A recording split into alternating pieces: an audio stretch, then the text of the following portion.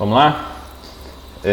Vou fazer aqui para vocês um exemplo de utilização de vetor e também já utilizando os recursos de números aleatórios da ferramenta, beleza?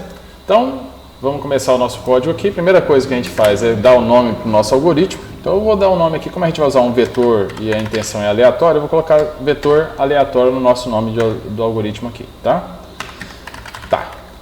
Bom, para a gente poder trabalhar com números aleatórios, nós precisamos, antes de trabalhar com números aleatórios, a gente vai precisar entender o conceito aqui do vetor, tá? Para a gente declarar um vetor, eu vou declarar aqui um x-vetor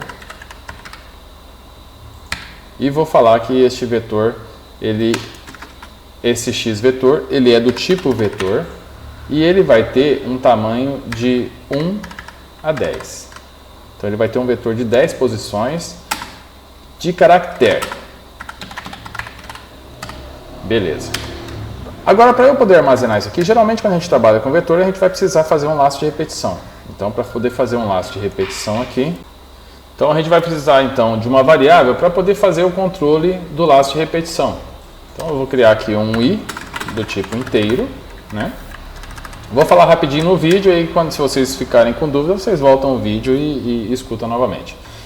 Então, a primeira coisa que eu vou fazer aqui é abrir o laço de repetição para eu poder armazenar dentro do vetor aquilo que o usuário digita. Então, vamos lá.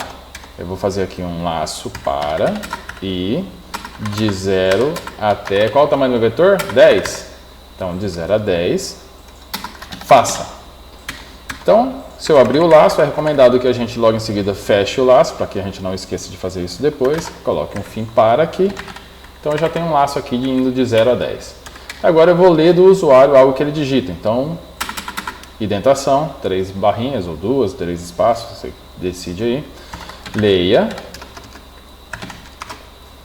Leia o quê? Eu vou precisar, então, de uma variável para poder armazenar aquilo que o usuário vai fazer de entrada. Então, eu vou colocar aqui um texto usuário do tipo caractere. E eu vou colocar aqui então, digitei tudo errado aqui, texto usuário, beleza? Então eu vou pegar aqui, salvar aqui e vou estar lendo o texto do usuário e depois que eu ler o texto do usuário eu vou falar então que o meu x-vetor naquela posição i, porque o meu laço, a minha variável de controle do laço é o i, vai receber então o meu texto do usuário. Então vamos rodar aqui só para a gente poder ver. Vai dar um errinho, é bom que vocês já vejam o motivo do erro, tá? Se eu tentar executar aqui, ele vai dar um erro na primeira tentativa. Ó, vou digitar qualquer coisa e vou dar o erro. Por quê? Porque eu declarei o meu vetor. Então, como eu declarei a minha variável x-vetor com tamanho de 1 a 10 posições e ele começa na posição 1, eu não posso então iniciar o meu laço com o valor 0. Tá? Então eu vou terminar aqui o meu aplicação que está rodando e ele está dando erro neste texto porque é exatamente nessa linha que ele está tentando fazer a inserção do conteúdo da variável texto usuário dentro do vetor na posição i, que no primeiro laço é 0. Eu não tenho 0 no meu vetor. Então eu posso, ou eu resolvo aqui, colocando 1 aqui, ou eu resolvo aqui, colocando 0 aqui e 0 aqui. Tá? Então eu vou começar com 1 mesmo, tá? A gente não vai ter mais a posição 0 dentro do nosso laço de repetição e vamos tentar rodar agora. Vamos lá, vamos digitar qualquer coisa aqui, ele está armazenando e pronto. Armazenei.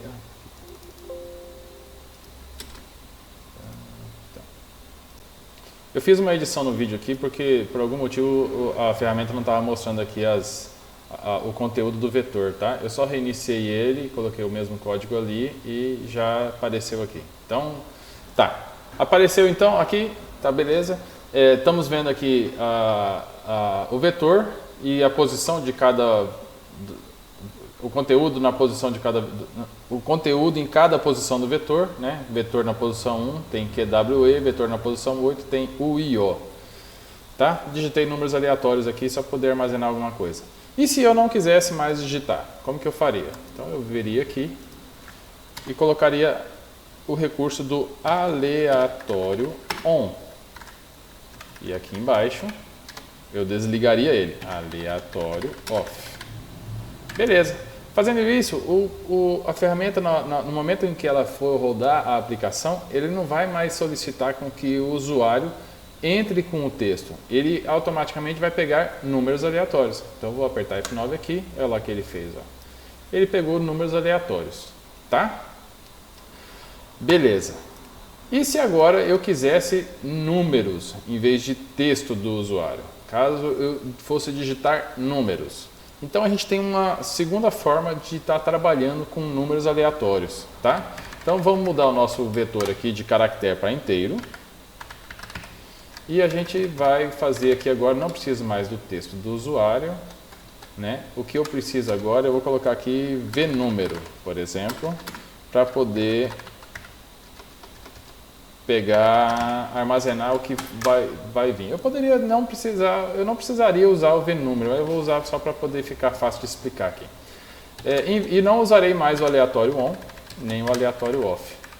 E aqui no lugar onde está o texto, eu vou fazer o seguinte, o meu vNúmero vai receber rand, eu abro parênteses, de, por exemplo, 1000. Quando eu colocar rand de 1000, ele vai gerar número aleatório de 0 a 99. Por quê? Porque ele considera o 0 como um número e 1 mais 999 é 1000. Tá? Então, quando eu coloco rand de 1000, ele vai gerar então um número aleatório de 0 a 99. Tá. Se eu mudei aqui para vNúmero, aqui também vou mudar para vNúmero e vamos agora rodar. Olha lá. Ele já rodou, não solicitou para o usuário, não tem nenhum layer ali, né? Não tem mais o aleatório. E ele pegou e armazenou ó, números aleatórios de 0 a 999 dentro do meu vetor de 10 posições. Tá? Qual a vantagem do número aleatório? Porque quando eu pedir para você, por exemplo, inserir 100 números. Você vem aqui 100, F9, pronto, inseriu 100 números. Então a praticidade de fazer a inserção a partir de números aleatórios é bem mais útil, né, do que você ter que ficar digitando vários números ou várias letras quando você precisa testar o seu algoritmo. E se eu precisasse mostrar esse algoritmo aqui? Eu colocaria outro laço de repetição, né? Isso aqui é o início do laço de repetição. E aqui é o final do laço de repetição. E aqui eu estou fazendo o vetor na posição e receber o conteúdo da variável vNúmero. Tá? Vou colocar aqui em cima. Aí, pode poder caber quase tudo. Pronto. Se eu quisesse então mostrar isso daqui, eu posso fazer um segundo laço e aqui em vez de eu fazer um armazenamento, eu vou fazer uma mostragem, né? Vou escrever na tela, né? Então escreva xvetor na posição 1. Pronto. Olha só como é que estava aqui, o início da execução e o fim da execução, né? Então agora eu vou rodar e ele vai mostrar na tela do usuário o resultado de cada conteúdo nas posições do vetor.